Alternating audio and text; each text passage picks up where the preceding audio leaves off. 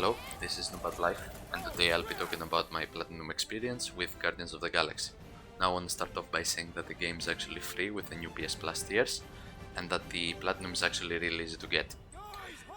Now, first thing I want to talk about is the combat system. The combat system of the game is really unique and fun. You play as Peter Quill, and you actually have to operate as the team captain, and you have to use the different skills the Guardians have to defeat certain enemies.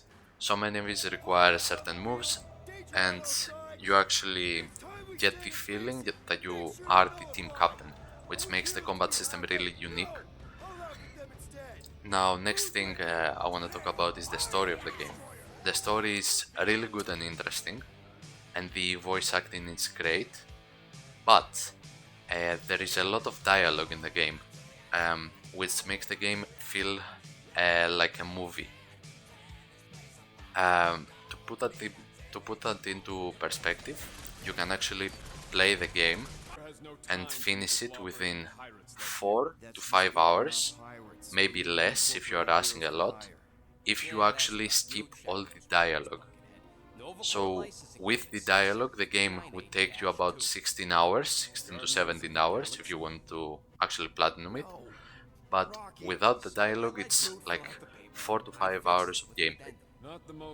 There is a lot of puzzle solving in the levels of the game and the different missions.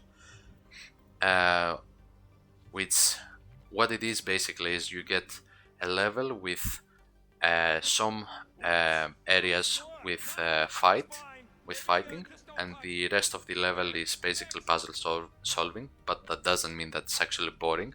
It actually is really well blended in the mission, and it makes the game really interesting. Now I want to talk about the collectibles and the extra dialogue.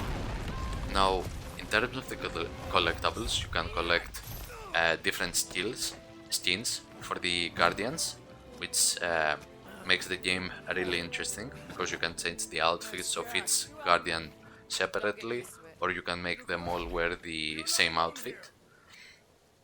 And you can actually find some items in the different levels which give you different dialogue, and which can actually unlock different dialogue with certain of the Guardians, and you get a lot of lore. Now, every collectible you find, the collectibles that actually unlock the dialogue, is like, I wanna say like 6 to 7 minutes of extra dialogue, which can feel like a lot. So it might get a bit boring after a bit, but it's actually really interesting. If you actually sit through the lore, it's actually really interesting. Now, there is some decision making in the game, which can actually impact the game, but like it's not that important. It doesn't change the game that much. I would say, like, if you do the correct decisions, if you pick the right answers, it makes the game easier, and it makes some levels way easier. Because, like, for example, I do not want to spoil, but in the later stages of the game, in the final like missions, if you have the correct answers, the final level becomes way easier. Now, I wanna say before I end the video that Cosmo is actually a really well designed dog. If you actually see the game, Cosmo is portrayed really well, and there are some things like at the end of the game that when you end the game, you get like a screen with like Cosmo best boy ever, and it makes the game really interesting. I really love that add-on. Now, there are some bugs in the game which I encountered, but like they are not that many, and it doesn't really change the game that much. I had to reset a level because of a bug, but it didn't really change that much.